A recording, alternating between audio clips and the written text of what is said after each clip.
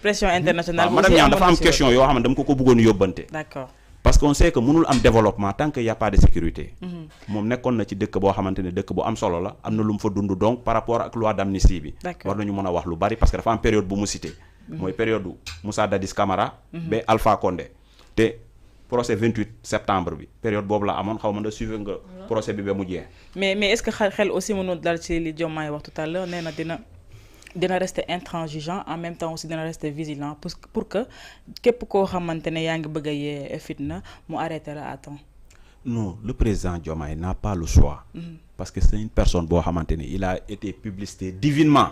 Diomaye yàllaa ko indi. yàlla nag moo non dama ne Diomaye yàllaa ko indi. yàlla nag moo xam lu tax mu indi Diomaye. parce que si bu Sonko jàlloon Diomaye du ñëw. te pourtant nit ñi yëpp dañoo yaakaaroon ne xëy na peut-être du ko mën a gérer. et il gère très bien. et il est à l'image de Senghor da ngay gis symbiose moo daje ci moom. Macky Sall rek la xawul niiroo mais ñeneen ñu ko jiitu yëpp xaw na am tuuti lu mu sàcc ci ñoom. yow Macky Sall mooy sa problème. très sincèrement bi ak madame la diplomate mu wax ñu. moo la posé question tout à l'heure. non man question bu ma la bëggoon laaj. voilà mais man aussi bëggoon naa nga may ma laajte ko sama question laata ngaa ñëw parce que tout à l'heure da nga wax ci paix en Casamance nga ne loolu moo waral immigration bi en un moment mu bari woon trop nit ñi di jóge ci réew mi di dem ma bëggoon laajte ban rapport la am ci paix en Casamance ak immigration bi nga xamante ne ci Sénégal yépp lañ ko doon compter quand même ñëpp di dem. bon man mënuma wax carrément que xëy na problème immigration bi c'est lié au problème de la Casamance parce que booy xool ñi gën a bari ci ñi dem ak ñi loru ci li ñuy wax mbënn mi mooy ñi nga xam ne ñi mooy sama mbëkk mi xaw ma mooy ñi nga xam ne ñi sama mbokk yi nga xam ne ñoo waa Ndar lañu ay waa Kayar waa Bargny donc ceux qui sont sur la côte ñi nga xam ne ñi ñoo daan napp ci géej gi te géej gi amatul jën ñooñu ñooy dem tey di monnaie seen talent di jël xale yi daan napp te amuñu jën di leen yóbbu. D'accord. mën na am nag fekk Casamance aussi comme côte la mën na am aussi mu nekk une porte de sortie pour ñi nga xam ne ñi bu ñu jaaree xëy na Rufisque wala bu ñu jaaree Ndar mën nañ leen jàpp mën na am ñu déparé Casamance wala déparé ay Kafountine affaire yooyu. peut-être à ce niveau là la mën a wax peut-être une certaine bon l'influence peut-être le rôle de la Casamance dans cette immigration. Il y a eu l'effet d'entraînement. D'accord. L'effet d'entraînement.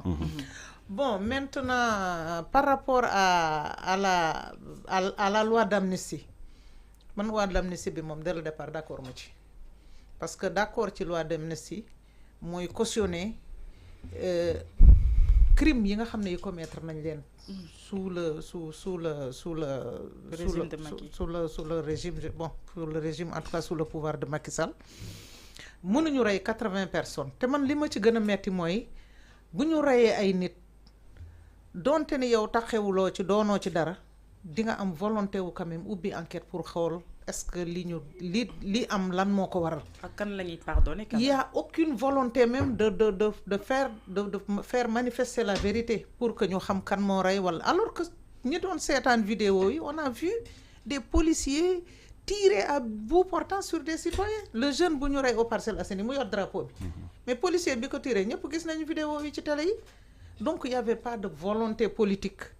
de d'éclaircir cette affaire ou de sanctionner. Au contraire, il y avait une volonté manifeste de tout écraser, de faire tout passer en perte et profit. Ce que je trouve inadmissible dans un pays. Bon, il y a bu Sénégal jox leen sunu budget jox leen sunu doole sunu force de défense et de sécurité jox leen sunu xaalis jox leen sunu baat kaddu bu mu yëkkati mu engager le Sénégal au plan international. Ou en tout cas avoir pour un pays démocratique comme le Sénégal tantôt monsieur Kane xawma monsieur Sonko am na ko ci doon wax affaire révolution française de 1789 mais la révolution Torodo qui a consacré la séparation du pouvoir entre l'exécutif, le législatif et le judiciaire parce qu'il y avait un cadi qui jugeait, il y avait un notable qui recueillait la vie des populations et il y avait celui qui administrait. Parce que quand on lui a demandé à Thierno Souleymane Baal de gérer, de parler au nom du peuple ou de gérer, de rendre les décisions de justice, il dit on ne peut pas être jugé parti. Donc, la révolution Torodo, au contraire, a inspiré la révolution française de 1789. Et nous devons en être fiers. Sans le rôle de la femme sénégalaise. Mais on a connu des femmes sénégalaises ici, on a connu Aline Sitoé Diatta, On a connu Yacine Boubou, on a connu Ndate Yalla, et même en dehors de Ndate Yalla, ses autres sœurs. Les femmes de Nder. Les femmes de Nder. Oui. Mais il y a aussi la Grande Royale dans le Fouta.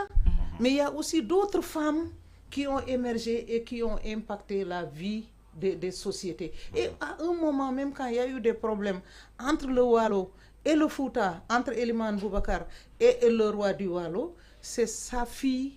Diaoudjo Fatim Yamar, qui a décidé d'aller se marier à Eliman Boubacar pour dire que si je pars au Fouta et que je donne des enfants à Eliman Boubacar, les gens du Walo ne viendront pas attaquer leurs neveux et leurs nièces. Et ça, la femme a toujours été au carrefour des réseaux de communication sociétale, a toujours été cette unificatrice qui a su gérer les rapports entre les hommes entre les hommes dans nos sociétés. Donc je pense que nous allons y revenir peut-être dans les débats, mais je crois que, comme il l'a dit, le président Diomaye a appelé à la mobilisation de tous les Sénégalais, sans exception, aussi bien ceux de l'intérieur que comme ceux de la diaspora, mais il a surtout appelé au changement des comportements pour qu'ensemble nous puissions construire ce Sénégal qui nous est si cher. Mais vous permettrez juste rek am fu mu wax lu am solo sur la question des femmes. Xam nga Luc Ferry dafa wax benn affaire bu am solo. Pour transformer une société, il faut d'abord commencer par les femmes. Te boo xoolee ci diine sax yonente bi sallallahu alayhi wa sallam boo jëlee ci doomam yi kuñ koy daxantal Fatimatu la du doom yu góor yi boo jëlee Moussa bi nga xamante ne aussi dañuy ne yàlla dafa wax ak moom Asiya moo ko yar loolu moo tax bu souvent bu ñu waxee Moussa loolu moo tax ñuy tudd Asiya xam nga boo jëlee nit koo mënta jël man gëm naa ne sax le développement en Afrique ne peut être porté que par les femmes. Tout à fait. Parce que le modèle occidental ñoom dañ ko viser sur l'individualité bon mais boo jëlee le modèle africain parce que waaw Khadija moo njëkkee gëm c'est-à-dire xam nga yàlla ci boppam sax dafa am baatin bu mu ci làq parce que bu mu sàkkee maam Adama monotonie moo amoon parce que dafa toog mu tere ko deful dara mais bu mu nammee ñu tooñ ko ci la indi maam Awa parce que boobu yàlla ci boppam moo am lu mu nammoon donc pour te dire que la femme man gëm naa ne moo nekk pilier société bi gis nga booy faral di yeewu à partir de 3 heures du matin 4 heures du matin ba 8 heures ci suba defal sondage bu ndaw man économiste la xam naa luy statistique damay def parfois des phénomènes d'observation 90% ñuy xëy yëpp ay jigéen lañ. Tout à fait. Et pour que le pays moo tax actuellement notre développement est un peu compromis man en tant qu'économiste analyste parce que je sais que dañoo xaw a yaakaar ne góor yi ñoo koy développer te jigéen yi ñooy gën a liggéey parce que même boo demee dans la société surtout Mandeng la femme Mandeng elle est très brave là franchement c'est un peu même am na sax anecdote bu nekk foofu mais je préfère bañ ko wax mais la femme Mandeng la femme Joola elles sont tellement braves que boo demee dans les champs presque temps bu gën a am solo ñoom ñoo koy gën a passé. Ousmane Sonko aussi a été sauvé par les femmes du bois sacré. c'est-à-dire loolu après dañu ci ñëwalaat le temps que may jox le professeur. waaw amul problème témoignage boobu rek laa bëggoon def ci femme yi waaw franchement aussi moi je suis très attaché à ma maman je sais que aussi c'est à cause d'elle que j'ai pu réussir beaucoup de choses aussi dans la vie mais tamit di jaajëfal aussi sama papa aussi mais quand même pour dire que rek nit sax psychologiquement parce que dama mës a lire benn livre crise u Liban bi xeex bi guerre civile bi titre bi moo nekk même les tueurs ont une mère. C'est parce que parfois société boo ko bëggee régler sax même cette violence là gëm naa ne les sociologues et les psychologues surtout bu ñu travailler woon sur un plan wax ko président de la République société boo bëggee mu baax rek defaral jigéen. D'accord. En amont et en aval. Merci beaucoup. Alors professeur wax na ci côté li nga xam ne moo di ressources yi gis nañ ni peut-être ñu ngi tendre vers xool naka la ñu mën a saytoo suñu ay ressources ba mën ci am lu ñu moomal suñu bopp am ci benn souveraineté totale quand même parce que gis nañ ni mu doon demee auparavant wala ci régime yi nga xam ne moom moo weesu amul transparence woote na ci transparence wax na aussi ci li nga xam ne sa xam-xam màcc na ci mbirum énergie bi ak yooyu noonu formation yi ci war ak excellence bi mu ci war a prôner pour que jeunes yi dem ci li nga xam ne moo di lépp loo xam ne mooy ay technologie ak énergie ak li ñu mel. waaw vraiment jox nañ ko wàll. en fait te Ousmane Sonko aussi da ko def ci déclaration politique générale bi moom mu ñëw feddali ko d'accord mooy wane ni ñoom ñaar ils sont en phase ci dossiers yi ñuy traité yëpp te loolu c'est une bonne nouvelle parce que bu ñu rappelé woo donc les gens. est-ce que du moo tax ñu naan Sonko mooy diriger. ngeen baal ma bu dee dee. en fait même bu dee loolu sax man nañu déggoo rek. nañu déggoo parce que dañ leen bëggoon jaxase. li ñu gis ci DPG bi en tout cas lu ci ëpp gisaat nañ ko ci kii bi. mais en fait fi ngay waxee noonu dafa am solo tellement que parce que gis nga réew mënul développé wu donc bépp réew boo jël sans la dimension bi nga xam ni d'accord sociale la waaye technologique xam nga donc réew yi nga xam ni dañu développé yëpp dañu jël technologie def ko mu nekk seen këru formation c'est-à-dire que bu ñuy tàggat xale yi jeunes yi ñu leen di wax naka lañ koy utiliser pour mu jëriñ askan bi alors ci foofu nag dañu am chance bu ngand je pense que Sénégal yëpp xam nañ ko mooy que yàlla deseluñu dara jox ñu pétrole jox ñu gaz nit ñu nag utiliser leen ko waaw alors zircon beeg phosphate. waaw alors nguur gi fi nekkoon bon bëgguma ko di tudd trop sax parce que dañuy foog ni da nga leen di singli parce que nit ñi dañuy wax naan waa yéen lan ngeen di def nag ba léegi yéen a ngi wax ñii leen lan ngeen di def ñoom li ñuy def nag moom lañ commencé wax déclaration politique boobu dafa am benn mot bu am importance boo ci dugal muy nag la transparence parce que loolu moo ñu manqué woon mot boobu kese moo ñu manqué woon ci li ñu doxal yépp ba fi ñu yegg si nii manque de transparence ñu am nag loi yu ñu bëgg a dugal yoo xam ne xëy na Sénégal yi sax seetluwuñ ko Ousmane Sonko moo ko njëkk a annoncé ci déclaration dafa wax la loi sur l'accès à l'information ma gis Diomaye rappelé ko léegi fi mu ne nii tudd na d'accord corruption mais dafa tuddaale loolu après fa la ñuy ñëw corruption bi voilà mais dafa tuddaale donc pour lutter d'accord par rapport à ça pour indi transparence ci ni ñuy doxalee suñu réew mu dellusiwaat ci loolu parce que transparence boobu noonu mooy tax bu lépp ñu teg ko sur la table kenn ku ci nekk di ko gis kenn dootul laqatu di signer loo xam ni sénégalais yëpp ñoo ko moom. maanaam toog sa bureau signer loo xam déedéet donc laqatu lijjanti laqar ci ba signer ba pare nag après ñun ñu nekk derrière di ñëw nag di naqarlu naan lii mu indil ñu wax ju bari. alors donc maintenant dañuy changer paradigme dañuy dellu ci def ay loo xam ne ay loi yoo xam ne moo ñuy permettre loolu dootu fi am. te pour mu bañ a am nag mooy il faut ñu ñëw ci transparence boobu noonu. pétrole bi ak gaz bi loolu moo ñu ci dal. signé nañu suñu ay contrat yi bañ koy signé population bi ñu ci bari yëguñ. mais est-ce que am na yoo xam ne ci contrat aussi dina jafe pour ñu làkkar ci ko parce que c'est des contrats léoniens yoo xam ne Ousmane Sonko premier ministre annoncé woon na ko ci assemblée bi est-ce que dina yomb quand même. non gis nga bépp contrat du yomb jamais mais contrat moom ñaari nit ñu d'accord la rek su neexee nga ñëw rek négocier waat moom kay la cay fekk ngay wax. risque d'accord conséquences yi ca mën a am. waaye nag conséquences yi nag boo amee gëm-gëm ci sa bopp di nga ko mën gérer. mais ci côté koppar gi est-ce que ñun tal nañu jamono ji di signé waat ay contrat yoo xam ne mën nañ see dépenser waat xaalis bu bëri c'est des milliards mën naa ko waxee noonu alors que ñun dañu soxla xaalis actuellement ndax suñu économie dafa xaw a sa ngéem. waaw mais soxla xaalis boobu moo tax ñuy évaluer def une évaluation globale d'abord pour xam li nga xam ne moo xew. ba évaluer ba pare. soo évaluer ba pare nga ne nag ci fii nii dañ ñu fee nax. léegi nan lañ def ba corriger ko. te loolu daf lay mën a permettre parce que Sénégal joxeegul li mu am yëpp de. gis nga li ñuy discuter nii li dese ëpp téeméer yoon yoo xam ni joxeeguñ ko ñeneen ñu ngi war a ñëw ñu war a def ay appel d'offre pour ñeneen ñëw ñu jox leen ko. mais Ousmane aussi wax na foofu lu am solo. li nga xam ne jot nañ ko annoncé bu audit yi génnee. bu révélé wul plus que ñoom lu ñu annoncé du wàññeeku ba tax na sax dem nañ ba ne jaay nañu kër gi nga xamante ne moom la président assemblée. waaw mooy li may wax rek mooy li may wax. mooy manque de transparence bi rek mooy li ñu nekkee ñun sénégalais yi. te tubaab yi ñoom résoudre ko bu yàgg. est-ce que xam nga ni boo indi woon benn kii rek nga ne pour yenn contrat dayo yi nga xam ni dafa bëri doole téeméeri yoon. d'accord nga ne balaa koy président di signer rek il faut ñu discuter à l'assemblée ba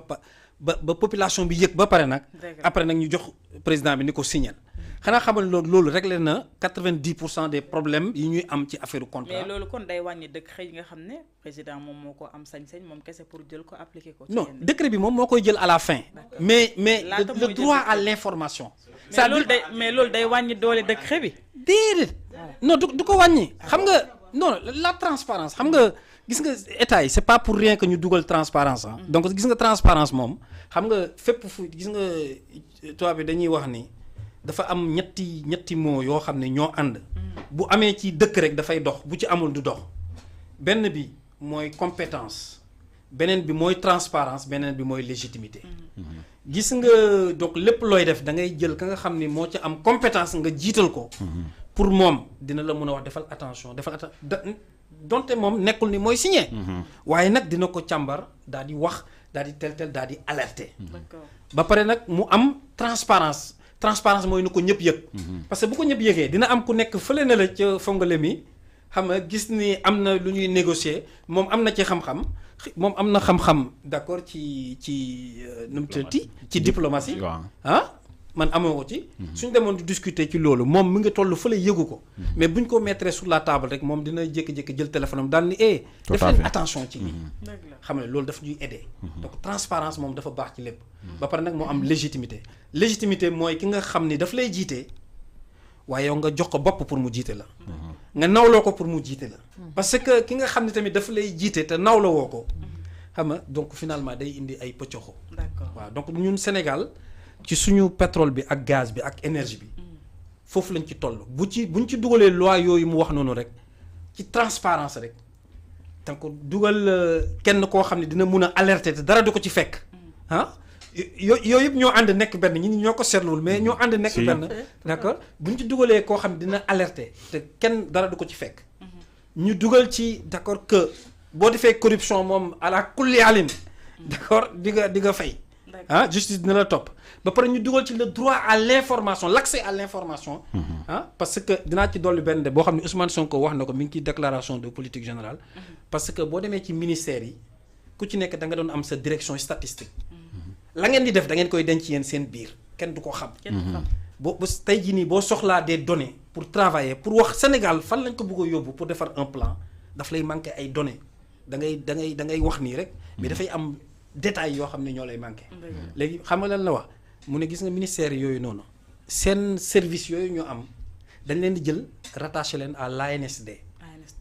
xam nga la bi nga xam ni moom moo yor affaire statistique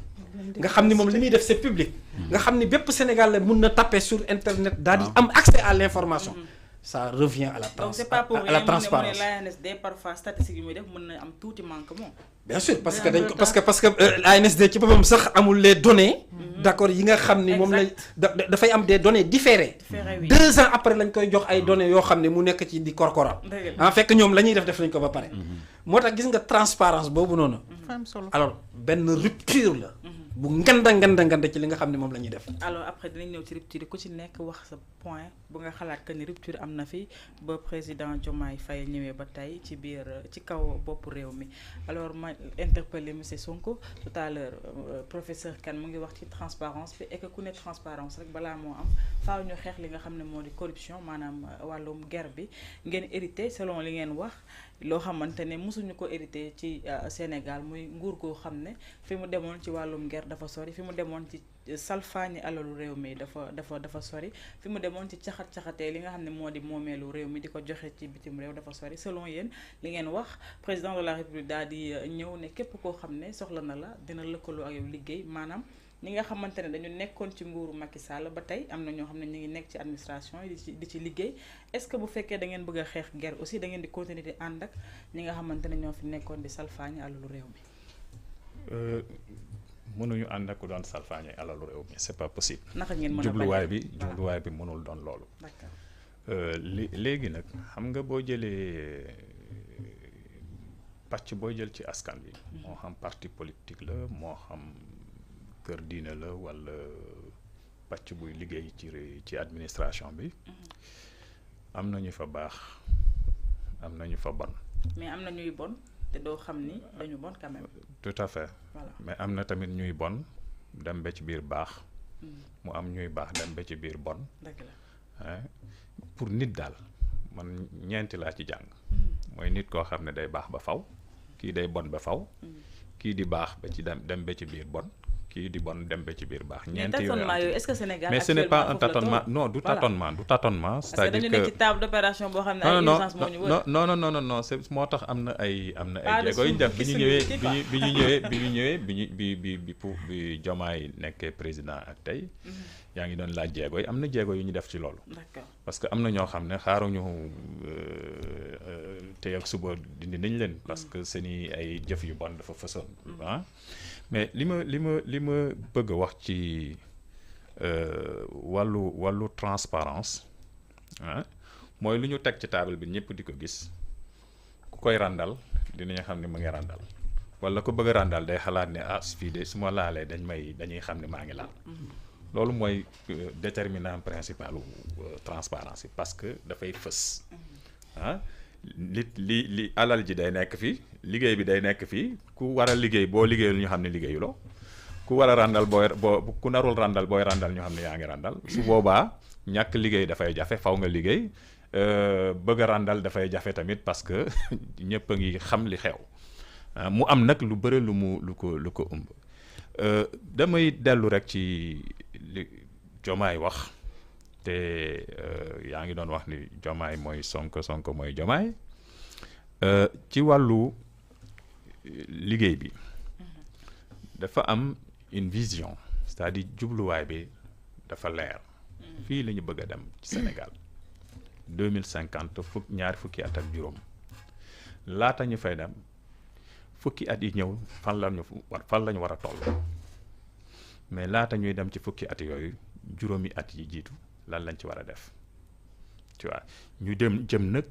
ci jéego at mu njëkk bi mooy la loi de finance bi ñu voté bu yàggul donc dafa am ay cëslaay yoo xam ne dañ ko teg ci kanamu sénégalais yi ci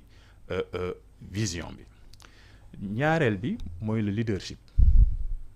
Ousmane mu ngi koy wax aussi leadership bi mooy ñi jiite est-ce que mat nañu jiit nga teg ko ci fànn yooyu nga wax ci compétence ci légitimité ci transparence xëj na ak yeneen critères yuy mandargal leadership Ousmane mu ngi fàttali du leader boo xamante ni day dàmm di dugal ci poosam rek dañ koy wóolu ci njubam wóolu ko ci xarañteefam wóolu ko ci yéene bu rafet bu mu yéene réew mi mais wóolu ko ci liggéey yi mu nekk di teg jéego yi mu nekk di teg donc et puis ñetteel bi c'est l'engagement populaire mooy mi ngeen doon wax sànq ni président de ko la mobilisation de toutes les composantes de la société autour de ce leader là en le basant sur cette vision donc pour man bu ñu amee ñetti yooyu li ci des dinañ ko mën a corriger dinañu mën a corriger corruption dinañu mën a corriger yenn fraude yi nga xam ne ci wàllu évasion fiscale par exemple sur ces questions de contrat parce que quand même il y a beaucoup d'excès mais jéego yi ñu teg tamit am na dundal na yaakaar parce que dégg ngeen ci ay li président doon fettali mais Ousmane Sonko xej jox ci ay détails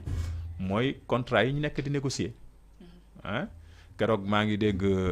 kenn ci ministre yi je pense que Cheikh Tidiane Dièye la wax lu ñu négocier ci ñaar ba ñetti contrat yoo xamante ni dafa am ay benn boo xam ne 3 milliards la ñuy économiser yokk ci 16 forages c'était sur les forages ruraux donc ñu war a jógee 80 forages jëm ba 100 et quelques forages donc il y a déjà des actes qui sont posés en matière de négociation maa ngi lire professeur Daouda mu nekk ministre de l'environnement di wax li nga xamante ni moom la ñu def ci collecte mu jógee ci benn dem ba ci ñett par rapport ak li ñu doon collecté at yi passé donc il y a vraiment des actes qui sont posés pour ñu mën a am yaakaar ni réew mi day tegu ci yoon. Maintenant man je pense que ci defaraat nit ñi il faut que ñu jubli c'est au cœur du projet mais defaraat nit ñi du defar rek ñi nga xamante ni ñooy doore egsi ci pouvoir bi defaraat nit ñi daf ci bokk ñi nga xamante ni dañ fi nekkoon nekk ci lu bon xëy na dina am temps pour ñu defaraat leen. am na ñu ngeen ci namee bu leen ko fàtte. je sais pas peut-être Samba Ndiaye nga bëgg a wax xaw ma mais bon xaw ma mën na am mais dama bëgg a wax ni bon je pense que fii laa ko mos a waxee dama bindoon benn article xam naa liiruloo ko ba tey. liiraguma ko parce que de quoi le système est-il le nom. d'accord boo ko tàppee woon tuuti rek nga gis ko. d'accord. ma ci doon de quoi le système est-il le nom. 2019 laa ko bindal février bi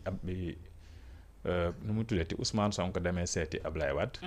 ñu commencé di ko ŋàññi. ma bind article boobu ñetti pàcc moo ci nekk benn bi mooy définition système bi. mais défi majeur yi ngeen ñu jaayoo ci loolu la bokk ah. oui mais définition système bi waaye ci défi majeur yi ci lañ nekk.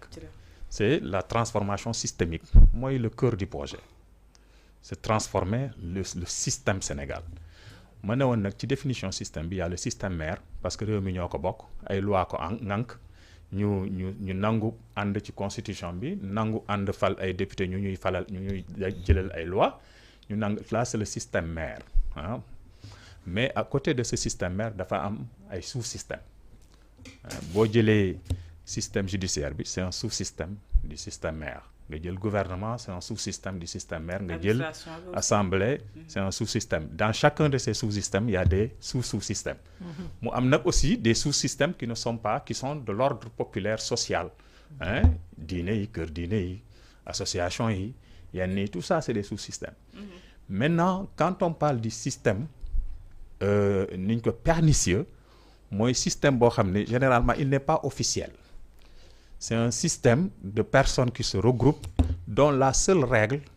est les privilèges partisans. D'accord. Donc ñooy dem ba corrompre le système mère di ko jëfee di luubalu alalu réew mi.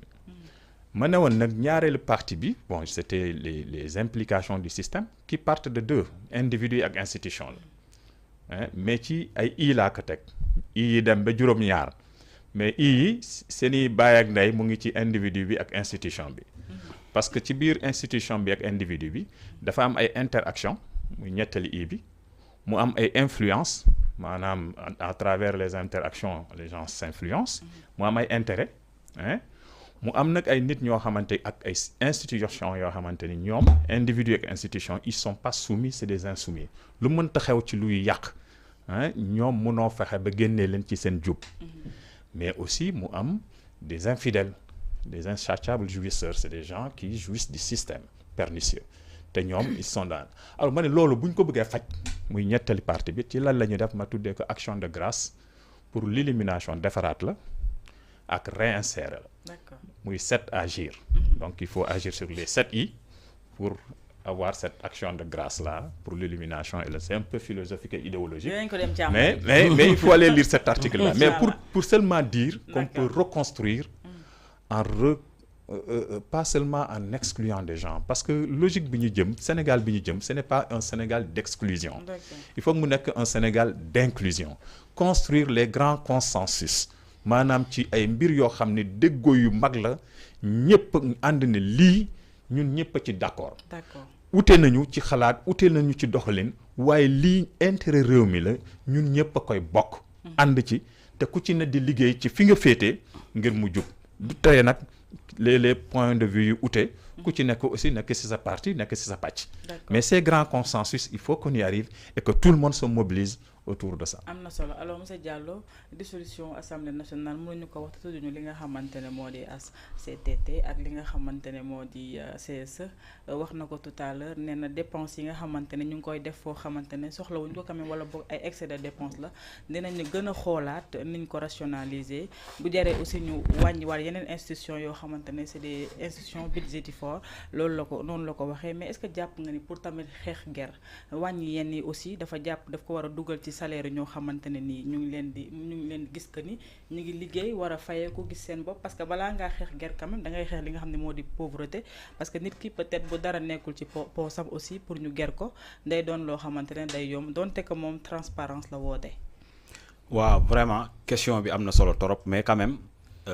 monsieur Sonko dafa am lu mu wax lu am solo loo xamante ne xaw na laal tuuti question bi. parce que système bi définir na ko. ci façon yu bari mais dama yaakaar ne. parce que Sonko daf ñu tiital quand même. waaw bu demee ba ne bureau yi dañuy xool nu ñuy wàññee.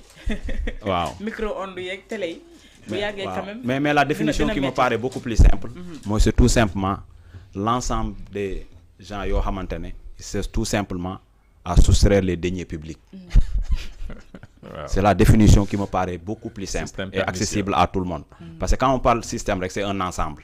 Donc mooy lépp li nga xamante ne da ci dugg ci engrenage boobu pour au moins soutirer le denier public bi xam nga mais question bi nga laaj dafa am solo torop parce que xam nga nit mënta gën a clément yàlla.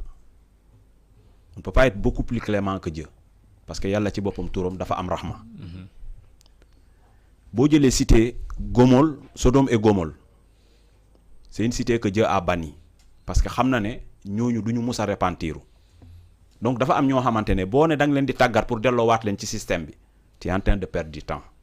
Monsieur Kane wax na ko loolu mooy transparence bi. te temps amu fi. y a des gens ils sont foncièrement malhonnêtes. On n'a pas le temps. xam nga ñan la ñuy jéem a defaraat. mooy ñoo xamante ne dañ leen entraîner mais am na ñoo xamante ne quel que soit lu mënta am dinañ def toujours naka su dul noonu te yaa ngi bëgg a jiñ affaire bi pauvreté c'est pas un problème de pauvreté nos grands-parents ils avaient ñoom seen jamono moyens ci la gënoon néew mais détournement yi wala yeneen affaires yi daanoon ko woon dégg parce que ñi dañ leen yaroon ci ay valeurs u ceddo ay valeurs traditionnelles non c'est pas un problème d'argent tey Sénégal ñuy gën a détourner c'est pas les pauvres l'affaire des 94 milliards il y a aucun pauvre parmi ces gens-là l'affaire des 1000 milliards c'est pas la population ñuy dawar ay cak-cak wala jakartamaan yi nekkul ñu nekk ci ay fast food di liggéey xam nga du ay bon aussi ñoo détourner xaalis yooyu rapport yi ngay gis ni yëpp am na la rapport yu bëri yoo xamante ne parcourir naa ko doomu président bu ñu demee ba di ko tudd ci ay affaire kooku papaam dès à présent def na leen à l'abri du besoin Macky Sall warul mën a soxla sa xaalis ci àddina xam nga Abdou Diouf franchement c'est un modèle Abdou Diouf bu mu fi jógee kenn jéemu koo wax ay waxu sàcc ay waxu détournement parce que Abdou Diouf dafa xam luy état jëlul tamit njabootam plongé leen comme ça dans l'administration Wade nag bu mu ñëwee xëy na am na manquement yu bëri yoo xamante ne avec Karim peut-être Wade tamit dañ koy mën a comprendre mën naa ko baal loolu parce que mag la woon mënoon na bañ a comprendre mënoon na bañ a maîtriser lu bari parce que Sénégal li kii di wax système bi bu ñu la buggee dóor sa doom la ñuy jiital gëmloo na nit ñi dañ ko bañ kon buy am ay lanceur d'alerte ñuy dénoncer rek yow da ngay yaakaar ne ñii dañuy politique Wade xëy na looloo ko nax moo tax man dama jàpp ne lu tax ma gëm ne Jomaay mooy Sonko mooy Jomaay li wonee ne carrément que dañoo teg loo xamante ne c'est sans précédent au Sénégal moom mooy lanceur d'alerte yu ñu wax dañ leen di protéger monsieur Kane l'a dit sénégalais boo gis am na lu mu xam te c'est les sénégalais qui sont partout li fi xew ñi xam nañ ko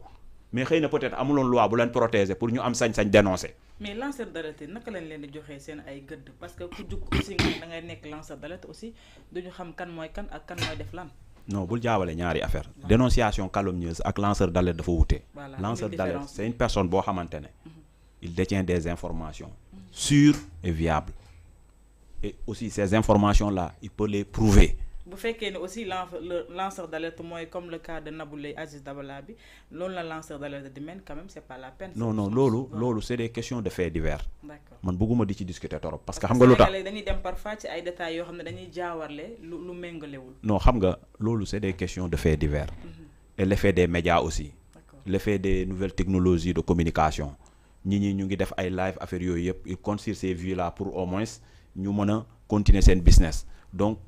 te xam nañu ñi boo waxee exclusivité tellement que c'était une affaire boo xamante ne dafa défrayer chronique bi donc ñi dañ doon gën a scotché wu ci ñoo xamante ne dañ jàpp ne dañuy joxe ay informations. kon jàppoon ni peut-être balaa moo dooleel lanceur d'alerte yi comme nu mu ko waxee est-ce que du defaraat li nga xam ne moo di remue-ménage bi ngay wax noonu. non xam nga loi mënoo ko teg te loi bi encadré wuñu ko. xam nga sànq monsieur Kane mu ngi koy wax ci contrat yoo xamante ne. am na contrat yoo xamante ne mën nañ ko renégocier parce que dafa bokk sax ci clause contrat du dogme c'est pas un texte révélé c'est pas un texte qui émane de Dieu c'est pas une vérité absolue parce que moment bi nga xamante ne ñiy contracté noonu autorité yooyu mun na am lu ñuy wax délit d'initié ñuy souscrire ay contrat fekk du ñu xool intérêt nation bi mais dañuy xool tout simplement ay intérêt yoo xamante ne ñoom mun nañ ko capter parce que aussi bul fàtte benn affaire il y a aussi l'évasion fiscale mais au-delà de l'évasion fiscale mais dafa am tamit forme de corruption boo xamante ne léegi dafa am mooy yoo xamante ne dañ lay dem déposer xaalis dans les paradis fiscaux pour retracer la peut-être du yomb mais léegi science bi technologie coopération judiciaire bi parce que entraide mondiale bi dafa tax les pays développés ils ont compris que tant qu'ils n'aident pas les pays qui sont les pays du tiers-monde comme nous koy wax parce que c'est un terme péjoratif mais les pays en voie de développement wala les pays émergents ñoom aussi ils vont en payer les pots cassés parce que suñu doom yi dinañ jël ay gaal dem fekk si leen fële. D'accord. Donc moo tax da ngay xool les pays occidentaux surtout les pays européens ñan ñoo ñu pillé ñan ñoo ñu pillé du France hein du Espagne du Portugal du Angleterre ñoom ñoo ñu pillé ñun bu ñu jëlee gaal est-ce que dem nañu Makka wala Arabie Saoudite te yaakaar naa bu doon bëgg a jaamu yàlla rek dañuy jël gaal dem Arabie Saoudite da nga gis xale bu fi jël gaal ne Arabie Saoudite la jëm te yaakaar naa dem yoonu Makka dee fa xëy na moo gën ne Europe nga jëm mais parce que ñoom ñoo ñu pillé ñoo fi jël gaal ñoo fii moo tax suñu doom yi aussi jël ay gaal dem foofu xëy na nag du lu may rafetlu moo tax ma ne la sànq phénomène bi peut-être Casamance bu fekkonte ne parce que les populations sénégalais dafa am droit circuler sur l'ensemble du territoire sénégalais ñu garantir ko ay droit am parce que dafa nekk doomu réew mi dafa nekk aussi contribuable réew mi amul fenn fu muy dem ñu ne ko non fii amoo fi place donc man dama jàpp ne Casamance ak possibilité yu mu am xëy na peut-être bu affaire yi dëgëruloon torop am na ñu bëri ñoo xamante ne dinañ